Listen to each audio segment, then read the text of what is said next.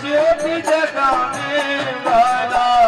ये अमर ग्रंथ ये मोक्ष पंथ ये पंचम वेद निराला नव ज्योति जगाने वाला। हो हरि नाम यही हरि धाम यही, हरि नाम यही हर धाम यही, जग के मंगल की आरती। पापियों को पाप से है तारती। श्री भागवत भगवान की है आरती। पापियों को पाप से है तारती। ये शांति गीत पावन पुनीत पापों को मिटाने वाला, हरि तरस कराने वाला। ये शांति गीत पावन पुनीत पापों को मिटाने वाला और दर्श कराने वाला। हाँ ये सुख करणी है दुख हरणी, दुख हरणी ये दुख हरणी, ये सुख करणी है दुख हरणी। सुख करणी ये दुख हरणी। श्रीमद सूदन की आरती, पापियों को पाप से है तारती। भागवत भगवान की है आरती। पापियों को पाप से है तारती। ये मधुर बोल जग संग खोल सन्मार्ग बताने वाला, विपरीत बनाने वाला। ये मधुर बोल संत गोल सन्मार्ग दिखाने वाला भजन कराने वाला। हाँ ये मधुर बोल जगवंत खोल सन्मार्ग बताने वाला, विपरीत बनाने वाला। ये मधुर बोल जगवंत गोल सन्मार्ग दिखाने वाला बिगड़ी को बनाने वाला।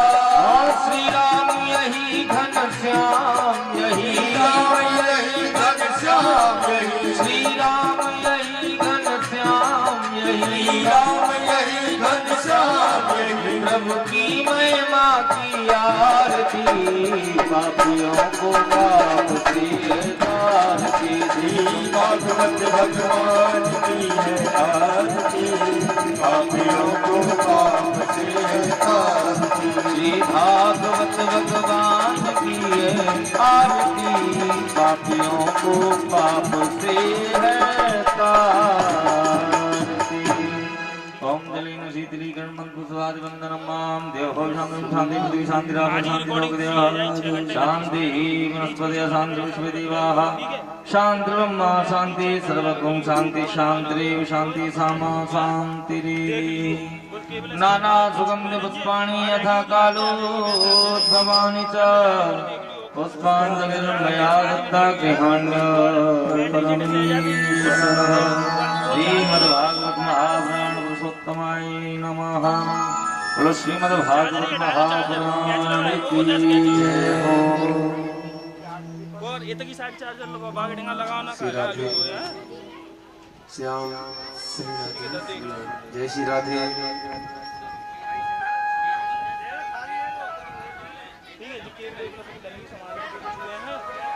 सभी भक्त यथा स्थान बैठ जाएं और बैठ करके बड़ी ही पावन कथा का हम लोग संस्पादन करेंगे।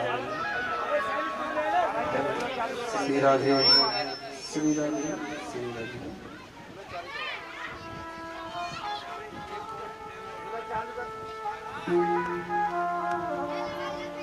हरि ओम।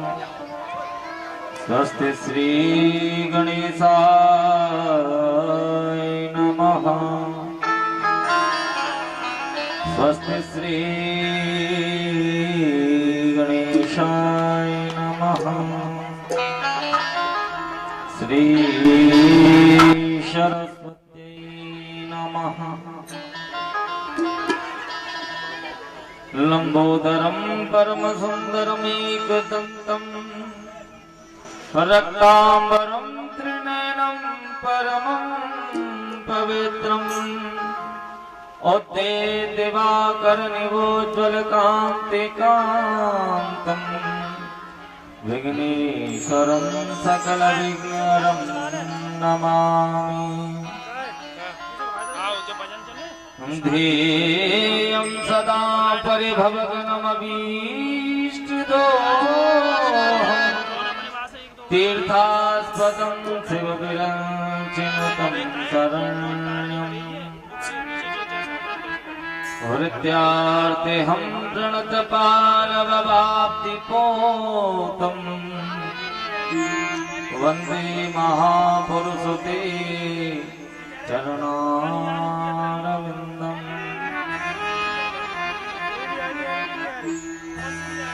गुरुर्ब्रह्मा गुरुर्विष्णु गुरुर्देवो महेश्वरः गुरुर्साक्षात् परं ब्रह्म तस्मै श्री गुरुवे नमः।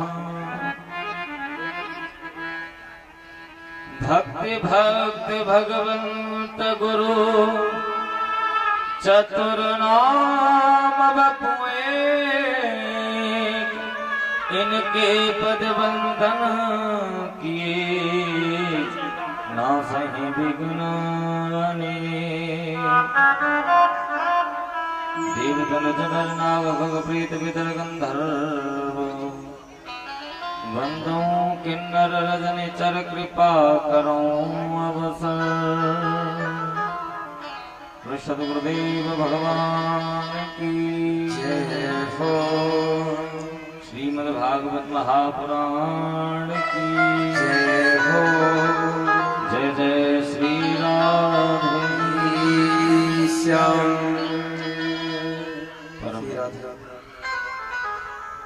परात्पर अखिलेश्वर कारण करना वर्णालय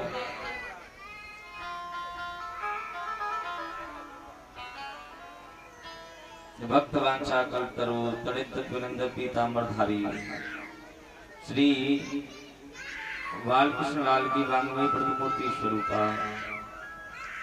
श्रीमद् भागवत महापुराण अंतर्गत आज द्वितीय दिवस की पावन बेला में आप और हम सब एकत्रित हैं कृष्ण कथा रस गान पान के लिए।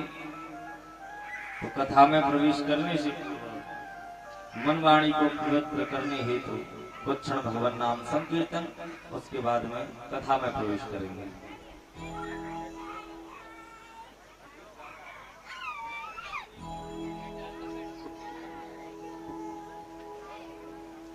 श्री राधे राधे गोविंद गोविंद राधे जय राधे राधे गोविंद गोविंद राधे। श्री राधे राधे गोविंद गोविंद राधे। राधे राधे गोविंद गोविंद राधे। गोविंद राधे गोपाल राधे। गोविंद राधे गोपाल राधे। गोविंद राधे राधे गोपाल राधे। गोविंद राधे राधे गोपाल राधे। राधे राधे गोविंद गोविंद राधे। राधे राधे गोविंद गोविंद राधे। राधे राधे गोविंद गोविंद राधे। राधे राधे गोविंद गोविंद राधे। राधे सेवा करते हुए मेरे भाव से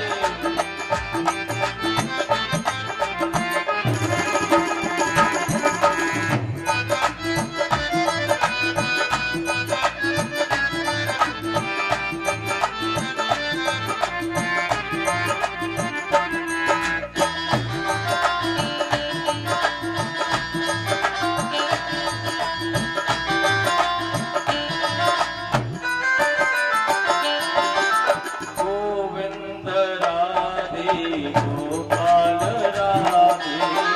गोविंद राधे गोपाल राधे। गोविंद राधे राधे गोपाल राधे। गोविंद राधे राधे गोपाल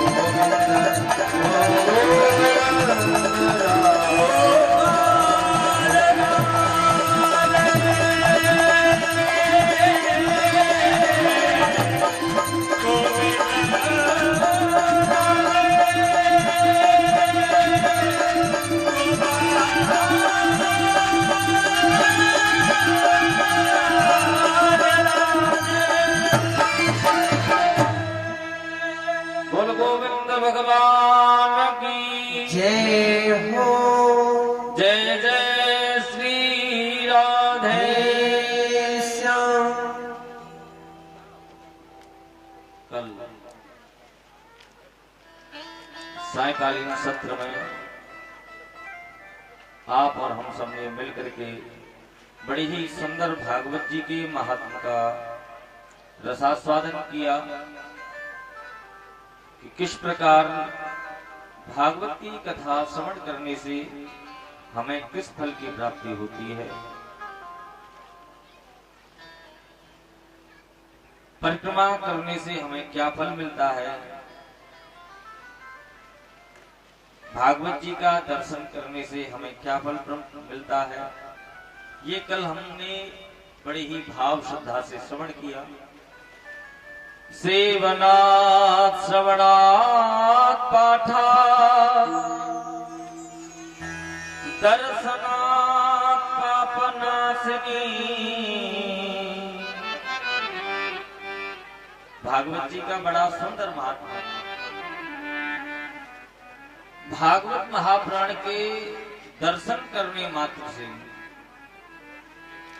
कथा सुनने मात्र से, उनकी सेवा करने मात्र से, उनको पढ़ने मात्र से हमारे समस्त पाप नष्ट हो जाते हैं। ऐसा परम सुंदर महात्मा भागवत जी का।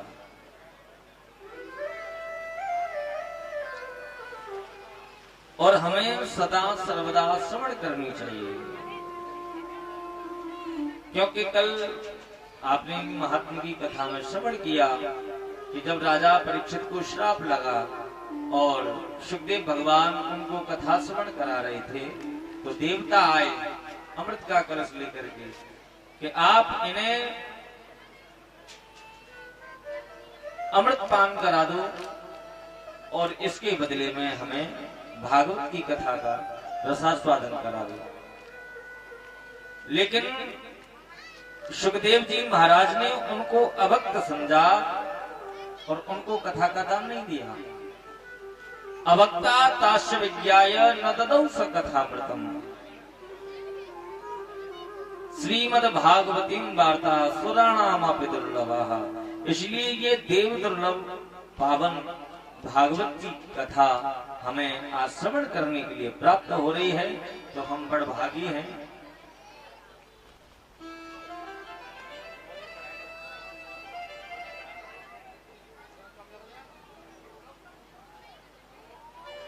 भागवत जी के प्रथम स्कंद के प्रथम अध्याय के प्रथम श्लोक में देखिए, सब पुराणों को आप उठा करके देखो तो जब उस पुराण को हम खोल करके बैठते हैं तो उसमें जो मंगलाचरण वक्ता करता है लेखक, तो उसमें किसी न किसी देव की, किसी न किसी देवी की आज उसमें वंदना की जाती है। लेकिन श्रीमद् भागवत महापुराण ही केवल एक ऐसा ग्रंथ है जिसके मंगलाचरण में व्यास जी ने किसी देवी देवता की स्तुति नहीं की है, उसमें केवल परम सत्य की वंदना की है।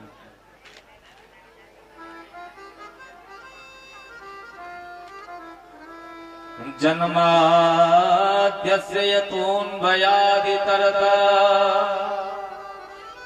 चार्थे सविज्ञस्वरा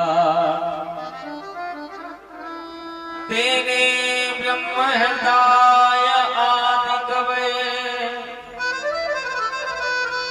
मुह्यन्ति यत सूर्य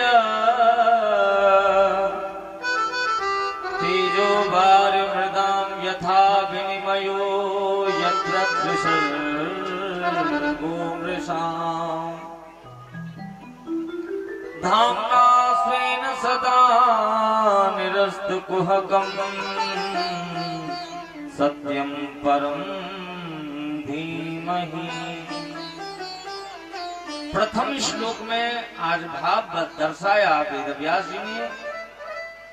जन्माद्यस्य यतोऽन्वयादितरतः, बोले जो जन्म आदि, जन्म मृत्यु आदि विकार से रहित है, जिसका न कभी जन्म होता है न कभी मृत्यु होती है। विज्ञस्वराट, जो अपने स्वरूप में सदा सर्वदा प्रतिष्ठित रहता है,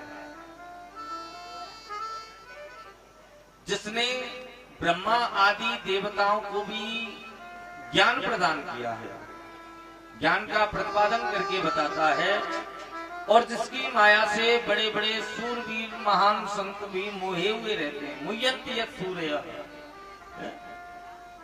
तेजो वार्य मृदाम यथा विनिमय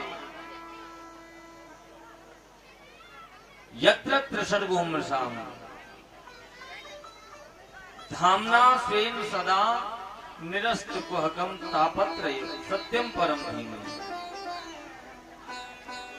आज ये संसार जो है उस परमात्मा की अधिष्ठा शक्ति की वजह से हमें सत्यव्रत प्रतीत दिखाई देता है।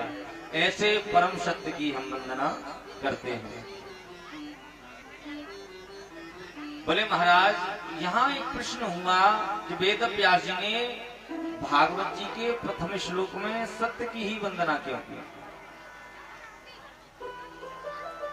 कहने का भाव है व्यास जी ये दर्शाना चाह रहे हैं, ये कहना चाह रहे हैं, अगर आपने जीवन में सत्य को अपनाया है तो आपका कथा सुनना भी सार्थक है, आपका धर्म करना भी सार्थक है, आपका दान करना भी सार्थक है। क्यों कि गोस्वामी बाबा रामचरितमानस में बता रहे हैं, धर्म न दूसर सत्य समाना, धर्म न दूसर सत्य समाना, धर्म न दूसर सत्य समाना, धर्म न दूसर सत्य समाना, आगम निगम पुराण बखाना, आगम निगम पुराण बखाना, आगम निगम पुराण बखाना। महाराज, अगर आपने अपने जीवन में सत्य को अपनाया है तो आपका कथा सुनना भी सार्थक है, दान करना भी सार्थक है, क्योंकि भागवत जी में त्रिकाला बाधित सत्य है। प्रथम श्लोक में बताया सत्यम परम धीमहि, और जब भागवत जी का मध्य आता है तब भी उसमें बताते हैं सत्य व्रतम सत्य परम सत्यम सत्य से योनि निहितम च सत्य। जब भगवान महादेव जी के गर्भ में आते हैं तब आज सत्य सत्य कहकर के देवता उनकी स्तुति करते हैं, और भागवत जी का जब अंत होता है, विराम होता है, तब भी आता है कसमई ये न, बोले इससे आगे कुछ है ही नहीं। तो हमें ज्यादा से ज्यादा जीवन में सत्य पर चलने का संकल्प लेना चाहिए। दूसरे श्लोक में भागवत जी के परम धर्म का निरूपण किया गया है। परम धर्म का, बोले महाराज ये परम धर्म क्या है? बोले अगर परम धर्म है तो ये है भगवान की कथा, यही परम धर्म है। और ये कथा है कैसी? बोले शिवदम शिवम कल्याणम ददाती शिवदः, कल्याण करने वाली कथा है। और क्या करती है ये कथा? बोले तापत्रयोन्मूलनम, तीनों प्रकार के तापों का उन्मूलन करती है। दैहिक, दैविक, भौतिक, जो त्रिकाला बाधित ताप हैं उनको नष्ट करती है ये कथा। महाराज, कल्याण करने वाली ये कथा है। और देखो इस कथा में तो रस ही रस भरा हुआ है, इतना अमृत भरा हुआ है, इसको तो बार बार पीना चाहिए। ये तो वेद व्यास जी आज कह रहे हैं, जो कल्प वृक्ष है ना, उसका पका पकाया हुआ फल है श्रीमद् भागवत महापुराण, और इसमें तो रसी रस भरा हुआ है। किसी ने कहा महाराज फल में तो बीज भी होते हैं, गुठली भी होती है, छिलका भी होता है। बोले ना, इसमें छिलका है, ना इसमें गुठली है और ना इसमें बीज है, इसमें तो केवल रस ही रस भरा हुआ है। तो इसको तो जितना हो उतनी बार बार पियो। निगम कल्प तरोर गलितम फलम सुख मुखादमृत द्रव संयुतम पिबत भागवतम रसमालयम मोहरहो रसिका भुवि भावुका। बोले महाराज एकदम पका पकाया फल है? बोले हाँ एकदम पका हुआ फल है। बोले जब फल ज्यादा पक जाता है तो कभी कभी डाली से अपने आप नीचे गिर जाता है, और ये फल नीचे गिरा होगा तो ये तो खंडित हो गया होगा, इसमें से रस निकल गया होगा। बोले नहीं, ये अखंडित फल है, ऐसे नहीं आया। कैसे आया है? बोले शाखा दर शाखा नीचे की ओर आया हुआ फल है। ये नारद रूपी शाखा से टपका, नारायण रूपी शाखा से टपका तो ब्रह्मा रूपी शाखा पर आकर के अटका, और जब ब्रह्मा रूपी शाखा से टपका तो नारद रूपी शाखा पर आकर के अटका, नारद रूपी शाखा से फिर झटका तो वेद व्यास रूपी शाखा पर आकर के रुक गया। उसके बाद में वेद रूपी शाखा से फिर गिरा तो महाराज ये सुखदेव रूपी शाखा पे जाकर के अटक गया, और सुखदेव जी को आज राजा परीक्षित को माध्यम बना करके ये फल हम सब में वितरण हो गया है। तो ये अखंडित फल है और इसमें एकदम रस ही रस भरा हुआ है। इसको हमें बार बार पीना चाहिए।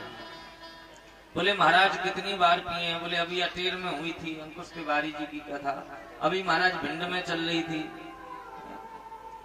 अभी महाराज बोरेश्वर पे हो रही थी, कितना पिए? तो उनके लिए हमारे गोस्वामी बाबा बड़ा भाव दे रहे हैं रामचरितमानस में, बड़ा सुंदर भाव दे रहे हैं गोस्वामी बाबा।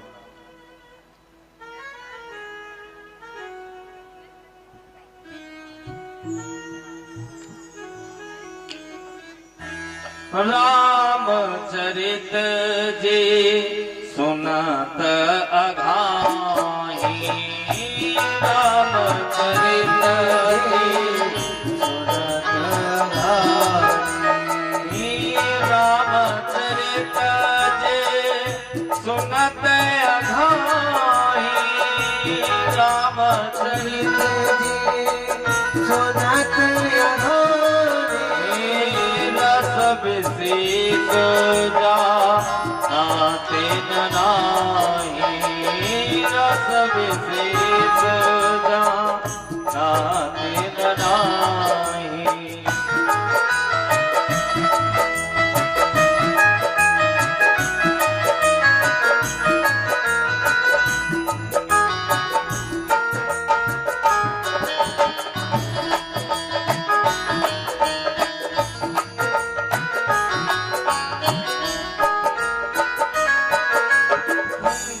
हरि कथा सुनी नहीं काना, जिन हरि कथा सुनी नहीं काना, जिन हरि कथा सुनी नहीं काना, जिन हरि कथा सुनी नहीं काना, श्रवण रंग अहि भुवन समाना, श्रवण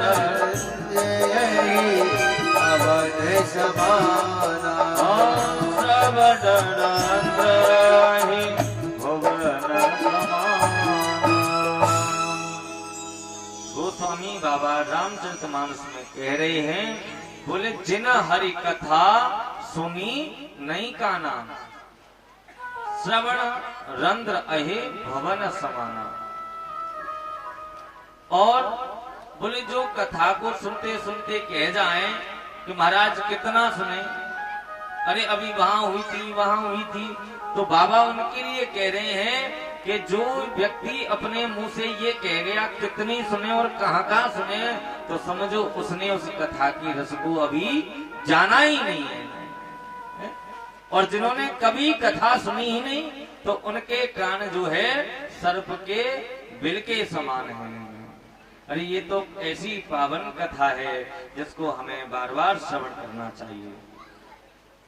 आइए हम उसी प्रसंग पर चलते हैं जहां महाराज नैमिषारण्य क्षेत्र में सोनकादिक 88,000 ऋषिगण विराजमान हैं और परम आदरणीय सूत जी महाराज उस सभा में विराजमान हैं। सूत जी से ऋषियों ने 6 प्रश्न किए, महाराज मानव के लिए परम धर्म क्या है, हम मंदिर में जाएं, किसको छोड़ें, किसको पूजें। महाराज तीसरा प्रश्न किया, भगवान का नाम अजन्मा है तो वो राम बनकर के कैसे आया, कृष्ण बनकर के कैसे आया। चौथा प्रश्न इतना है महाराज कि भगवान के अवतार कितने हैं। पांचवा प्रश्न किया, महाराज हमें शास्त्रों का सार सुनाइए आप।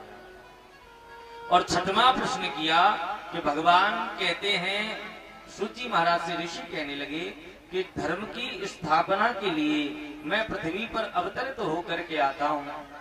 तो महाराज जब भगवान धराधाम को त्याग करके चले जाते हैं तो वो धर्म किसकी शरण में जाता है, ये हमें बताइए। तो सूत जी महाराज ने कहा, बोले ऋषियों बहुत सुंदर प्रश्न किए, उससे पहले मैं आचार्य सुखदेव का वंदन कर लूं। तो बड़ी सुंदर स्तुति सुखदेव जी की ऋषियों ने कहा। बोले महाराज ये सुखदेव कौन थे, तो वृत्तांत कथा सुनाई। राधा रानी की गोद में क्रीड़ा किया करते थे सुखदेव जी तोता के रूप में। किशोरी जी ने कहा बेटा जाओ पृथ्वी पर और धराधाम पर जाकर के भगवत धर्म का प्रचार प्रसार करो। सुखदेव जी ने कहा मैं नहीं जाऊंगा, क्योंकि अगर मैं चला गया तो वहां पर मुझे भगवान की माया पकड़ लेगी। राधा रानी ने आश्वासन दिया तो महाराज आज अंडे के रूप में कैलाश पर्वत पर गुफा में जन्म लिया। बर्फीली हवाएं चलने लगी,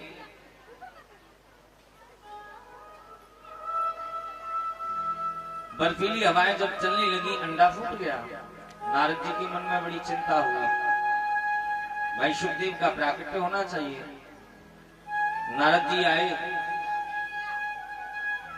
मैया पार्वती भगवान भोलेनाथ में झगड़ा लगा करके चले गए।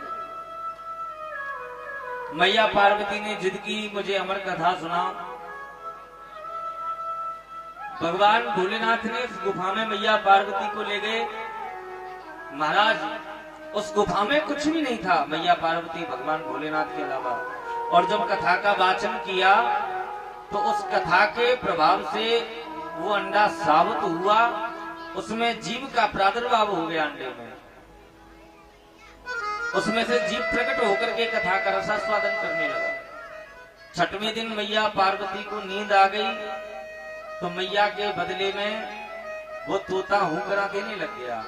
और जब कथा विराम हुई, जो भगवान भोलेनाथ ने जयकारा लगायो, बोल भोलेश्वर महादेव की, एकदम मैया पार्वती की नींद खुली। बोले महाराज आगे क्या हुआ। भगवान भोलेनाथ के अभी लगे कथा तो विराम हो गई। भगवान भोलेनाथ ने कहा कथा विराम हो गई। मैया पार्वती कहने लगी महाराज हम तो सो गए थे। तो बाबा कहने लगे हुंकरा कौन दे रहा था। जो मुड़ करके देखा महाराज पीछे से एक तोता उड़ता हुआ दौड़ा। भगवान भोलेनाथ पीछे पीछे और आगे आगे तोता। जब कैलाश से नीचे उतर करके आए तो बद्रीनाथ धाम में आज वेद व्यास जी कुटिया बना करके रहते हैं और वहीं पर उनकी पत्नी रहती है बिटिका देवी। उन्होंने कहा महाराज चौथापन आ गया लेकिन अभी संतान तो हुई नहीं है। इतना कह ही रही थी कि आज उनको उबासी आई और मुख में होकर के वो तोता उनके गर्भ में चला गया। भगवान भोलेनाथ लौट करके आए। 12 वर्ष तक वो शुक पक्षी बिटिका देवी के गर्भ में रहा। गर्भ से ही बातें करता है। एक दिन उनके पिताजी ने कहा, बेटा बाहर आ जाओ, तुम्हारी माँ को बड़ा कष्ट होता है। तो तोते ने, उस सुखदेव जी ने कहा, मैं बाहर नहीं आऊंगा, अगर मैं बाहर आ गया तो मुझे भगवान की माया पकड़ लेगी। तो नारायण भगवान को स्वयं आना पड़ा और आश्वासन दिया कि तुम पर मेरी माया का असर नहीं होगा। जन्म लिया और जन्म लेते ही महाराज वन को प्रस्थान कर गए। वेद व्यास जी पीछे पीछे आए, बेटा लौट आओ। वृक्षों में तन्मय होकर के उत्तर दिया, बोले महाराज ये लौट करके नहीं आ सकते। ऐसे परमादरणीय सुखदेव जी महाराज। महाराज ये सुखदेव कौन है? सूत जी महाराज ने कहा, बोले ये सुखदेव जी का जीवन, इन्होंने ही भगवत धर्म का प्रचार प्रसार किया। और जब राजा परीक्षित को श्राप लगाना 7 दिन में मरने का, तो कोई भी वहां सुखदेव जी के पिताजी बैठे थे, बाबा बैठे थे, परबाबा बैठे थे। महाराज कोई भी निर्णय नहीं कर पाया कि आज सुखदेव जी, राजा परीक्षित की मुक्ति कैसे होगी। तो सुखदेव जी ने ही आकर के आज राजा परीक्षित को कथा श्रवण कराई और उसका मोक्ष करा दिया। तो आज शौनकादिक ऋषि कहने लगे, बोले महाराज ये राजा परीक्षित कौन है और इनको श्राप क्यों लगा, ये कथा हम सुनना चाहते हैं, आप हमें सुनाइए।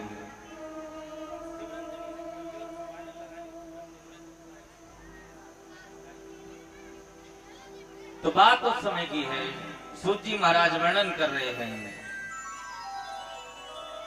यदा मृधे कौरव संजयानाम वीरे स्वथो वीर गतिं गतेषु मृगोदरा विद्गदा विमर्श भगनो रुदंडे धृतराष्ट्रपौत्रे।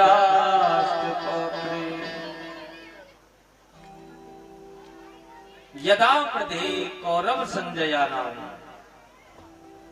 जिस समय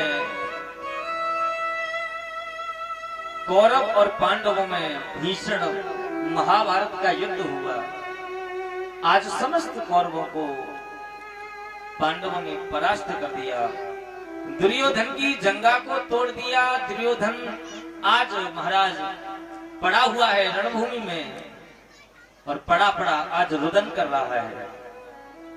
उसी समय पे उसका मित्र अश्वस्थामा आया। अश्वस्थामा ने पूछा, अरे मित्र ये दुर्दशा तेरी मुझसे असहनीय हो रही है,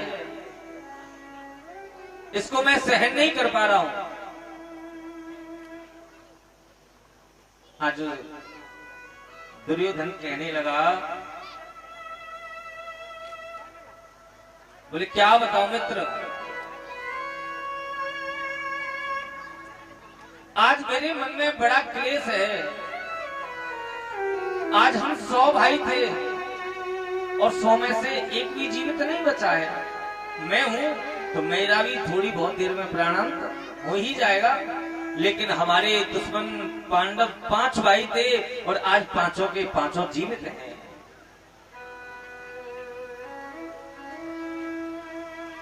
हमारे पास में 18 अक्षौहिणी सेना, सबको परास्त कर दिया पांडवों ने, लेकिन हम 100 भाई मिलकर भी उनका बाल बांका न कर पाए।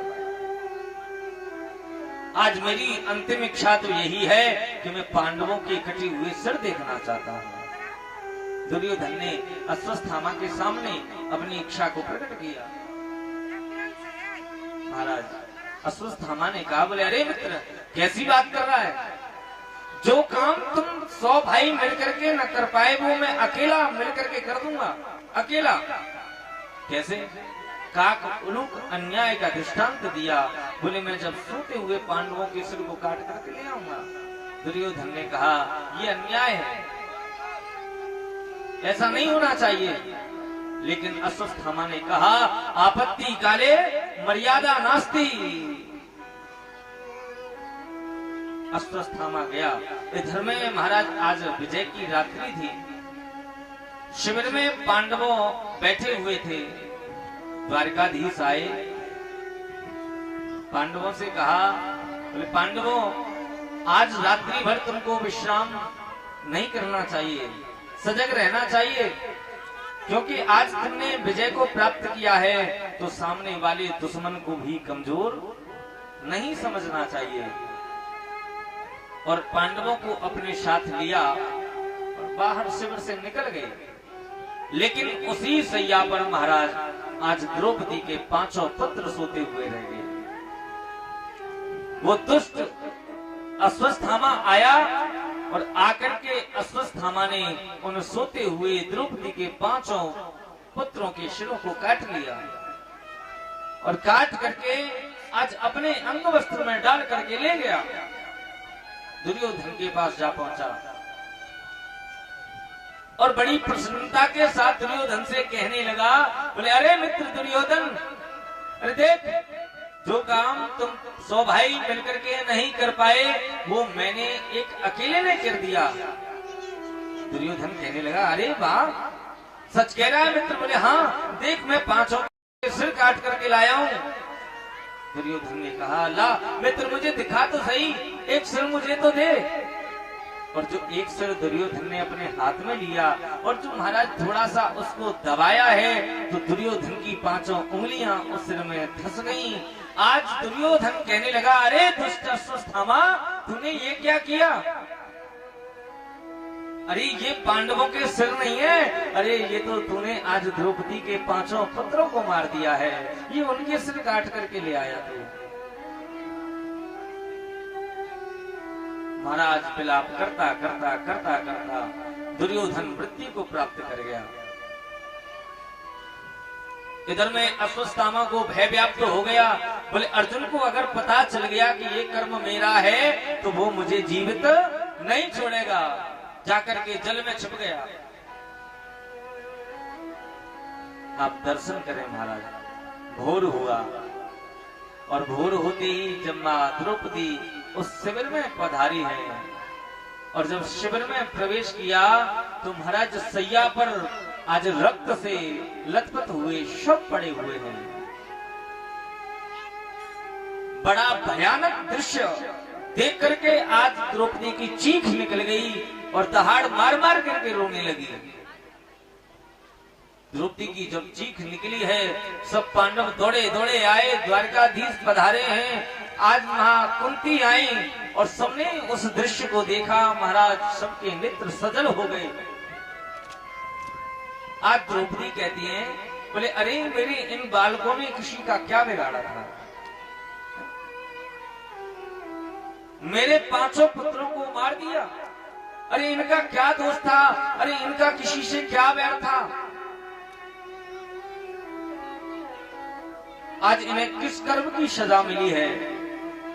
द्रौपदी रुदन करने लगी। अर्जुन कहते हैं, बोले देवी तुम चिंता मत करो, तुम रो मत। आज मैं तुम्हारे पुत्रों को मारने वाले को जीवित नहीं छोड़ूंगा, उसको मैं अवश्य मृत्यु दंड दूंगा।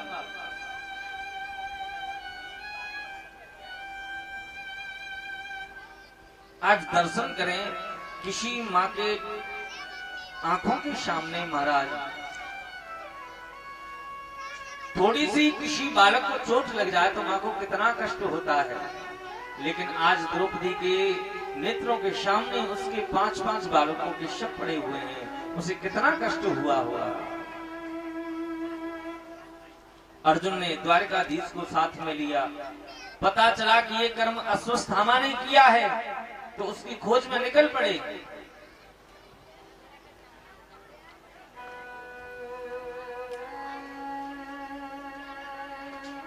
अर्जुन को अपनी ओर आता देख अश्वस्थामा ने ब्रह्मास्त्र चला दिया। ब्रह्मास्त्र आया है। महाराज अर्जुन कहने लगे, भगवान के चरणों में गिर पड़े, कृष्ण कृष्ण महाबाहो भक्ता नाम भयंकर त्वमेको दैयमानानाम् अपवर्गो से संसृते।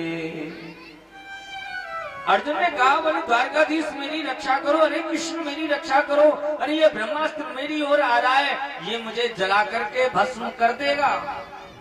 भगवान ने कहा अर्जुन घबराओ मत, घबराने की जरूरत नहीं है। कभी कभी कांटे को कांटे से निकाला जाता है, जहर को जहर से खत्म किया जाता है, लोहे को लोहे से काटते हैं।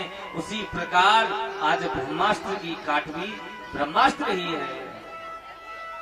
आज अर्जुन ने ब्रह्मास्त्र छोड़ा, आपस में टकरा करके दोनों शांत हो गए। दौड़ करके गए, अश्वत्थामा को पकड़ लिया और बांध करके रथ में पटक दिया। महाराज ले आई, द्रौपदी के सामने ला करके पटक दिया और द्रौपदी से कहा बताओ देवी, आज इसने तुम्हारे इस कर्म को किया, ये तुम्हारा दोषी है, बताओ इसको किस प्रकार मारे। अरे तुम्हारे बालकों के सिरों को इसने काटा है तो तुम कहो इसके सिरों को हम काट दें। अरे तुम्हारे 5-5 बालकों को मारा है तो इसे हम 5 बार मृत्युदंड दें। तुम कहो तो इसे काट करके मारें, तुम कहो तो जला दें, तुम कहो तो फांसी पर लटका दें। तुम बताओ इसको क्या सजा दें। लेकिन महाराज माँ की ममता में हर क्षमता, भगवान की मूरत होती है। उस राम कृष्ण भगवान को भी इस माँ की जरूरत होती है। आज द्रौपदी के 5-5 पुत्रों को जिस अश्वत्थामा ने मारा, आज उससे जब पूछा ना बताओ देवी इसे हम क्या दंड दें, तो द्रौपदी ने एक ही बात कही, केवल एक बात कही, मुच्यता मुच्यता में ब्राह्मणो नितराम गुरु। बोले ए अर्जुन, अरे छोड़ दो, अरे इसको छोड़ दो, छोड़ दो। अरे ये तो एक ब्राह्मण है और दूसरा ये तुम्हारा गुरु पुत्र भी है। अर्जुन कहने लगे अरे देवी क्या कह रही हो तुम, तुम्हारे 5-5 पुत्रों को जिसने मार दिया और उसके लिए तुम कह रही हो इसको छोड़ दो। द्रौपदी ने कहा पहले तो ये तुम्हारा गुरु पुत्र है, जो शिक्षा अपने बेटे को तुम्हारे गुरु द्रोणाचार्य ने नहीं दी वो तुम्हें दी, इस नाते से इसको छोड़ दो। दूसरा बोले ये ब्राह्मण है और ब्राह्मण वध का अधिकार शास्त्रों में नहीं दिया गया है, आप इसका वध नहीं कर सकते, इसको मार नहीं सकते क्योंकि ये ब्राह्मण है। तीसरा बोले ये अपनी माँ का अकेला पुत्र है। आज मैं जानती हूँ कि मेरे 5-5 पुत्रों को मैंने खोया है तो मेरा हृदय कितना विदीर्ण हो रहा है, लेकिन ये अपनी माँ का अकेला है, इसकी माँ गौतमी के हृदय पर क्या बीतेगी, इसलिए अर्जुन इसको छोड़ दो। आज भीमसेन कहते हैं बोले अर्जुन अगर तुमने छोड़ दिया ना तो हम इसको जीवित नहीं छोड़ेंगे, ध्यान रखना। नकुल सहदेव कहते हैं हम भी नहीं छोड़ेंगे।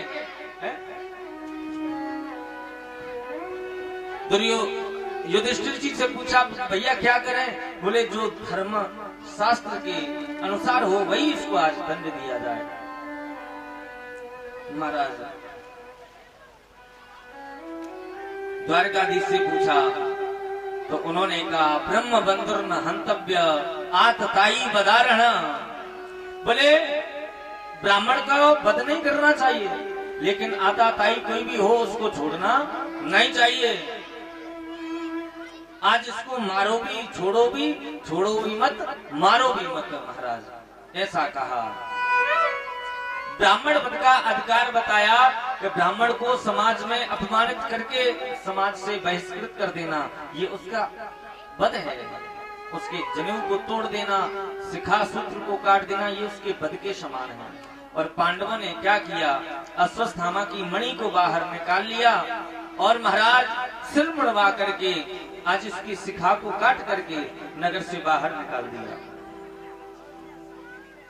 अब अश्वत्थामा को शुक्र मनाना चाहिए, धन्यवाद देना चाहिए पांडवों को कि मैंने कार्य तो मरने का किया लेकिन मुझे जीवित छोड़ दिया। आज क्रोधित ईर्ष्या भाव से महाराज अश्वत्थामा ने जो अभिमन्यु की पत्नी थी उत्तरा, उसके गर्भ पर ब्रह्मास्त्र को छोड़ दिया। जब ब्रह्मास्त्र आया उत्तरा के गर्भ की ओर तो महाराज पास में द्वारकाधीश से खड़े थे, जाकर के द्वारकाधीश से निवेदन किया, बोले हे गोपाल देखो ये आग का गोला मेरी गर्भ की ओर आ रहा है, आप मेरी इससे रक्षा करिए। पाहि पाहि महायोगिन देव देव जगतपते नान्यं त्वदभयं पश्ये यत्र मृत्यु परस्परम्। उत्तरा ने कहा बोले गोपाल मेरी रक्षा करो, ये एक आग का सा गोला आ रहा है जो मेरे गर्भ को खंडित कर देगा। अरे मैं मर जाऊं मुझे कोई दुख नहीं है, लेकिन इस कुल का केवल आखिरी चिराग यही बचा है, आप इसकी रक्षा करिए। भगवान उत्तरा के गर्भ में प्रवेश कर गए और चतुर्भुज स्वरूप धारण करके ब्रह्मास्त्र से उस गर्भ की रक्षा की। बाहर खड़े होकर के आज कह रहे हैं बोले बेटी उत्तरा कोई कष्ट तो नहीं हो रहा है, अरे तुम्हें कोई परेशानी तो नहीं हो रही है। आज इस नाटक को मैया कुंती देख रही थी,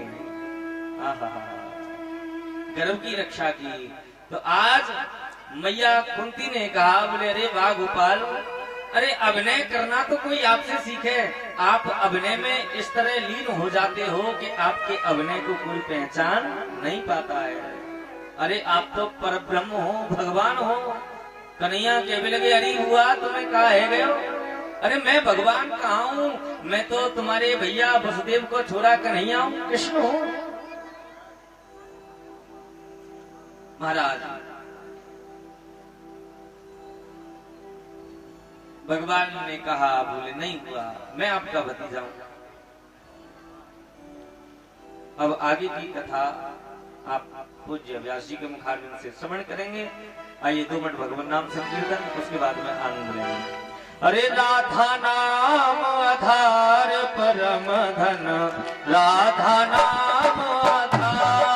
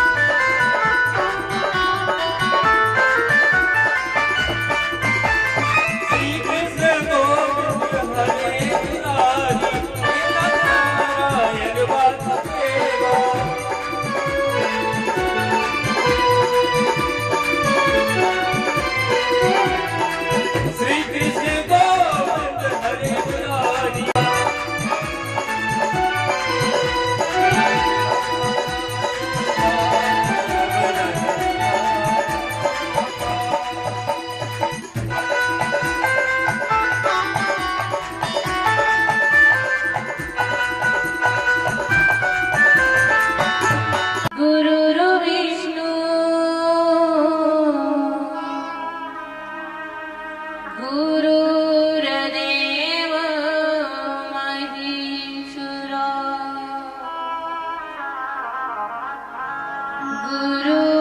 गुरुर्साक्षात् परब्रह्मा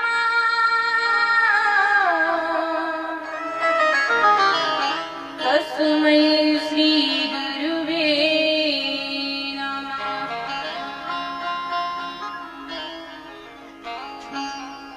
ध्यानमूलं गुरुमूर्ति पूजामूलं गुरुपदम् मन्त्रमूलं गुरुर्वाक्यम् मोक्षमूलं गुरुकृपा। या देवी सर्वभूतेषु शक्तिरूपेण संस्थिता नमस्तस्यै नमस्तस्यै नमस्तस्यै नमो नमः।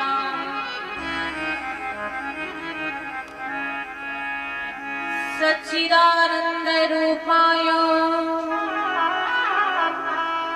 विश्वोत्पत्त्यादिहेतवे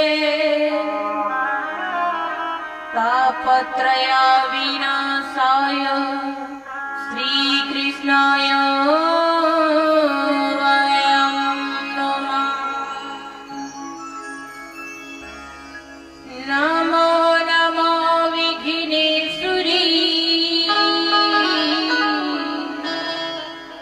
नमो नमो जगदम्ब। भक्तजनों के कान में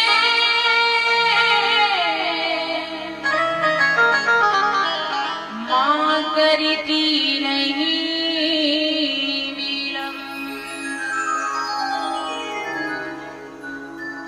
सामद्वार में गो छोड़ के मैं आई तेरे द्वार। ओ ब्रह्मांड की नारी अब मेरी और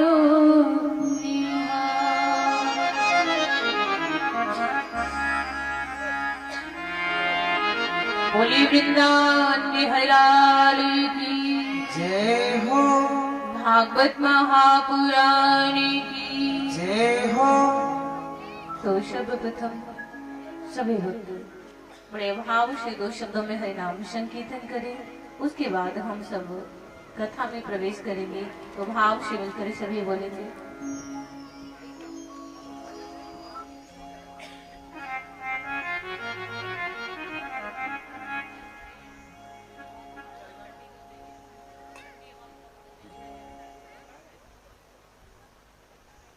सभी भाव से मिलकर बोलेंगे। श्री राधे राधे राधे